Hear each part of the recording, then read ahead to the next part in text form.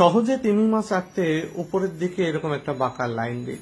সামনের দিকে তিমি মাছের চোয়াল এঁকে দিন, এভাবে মুখটা এঁকে দিয়ে নিচের চোয়ালটা এঁকে দিতে হবে, একই সঙ্গে বাঁকা বাঁকা লাইন দিয়ে পেছন পর্যন্ত। এরপরে সেখানে একটা লেজ এঁকে দিতে হবে, সামনেও এভাবে লাইনটা কন্টিনিউ করে লেজ এঁকে দিতে হবে।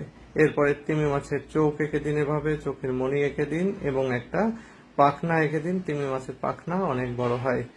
এবার মুখের মধ্যে এরকম দাগ দিয়ে তিমি মাছের দাঁত এঁকে দিন।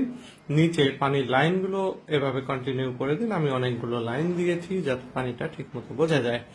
এরপরে এঁকে দিন তিমি মাছের উপরে যে অংশ থাকে সেখান দিয়ে যে সে পানি ছেটায় সেরকম পানির কতগুলো লাইন। এই লাইনগুলো নিচ থেকে একটু সুন্দর করে দিয়ে দিতে হবে। এবার পাখনার নিচ দিয়ে এরকম একটা লাইন দিয়ে দিন। উপরের অংশ নীল হবে, আমি নীল রং করে দিচ্ছি।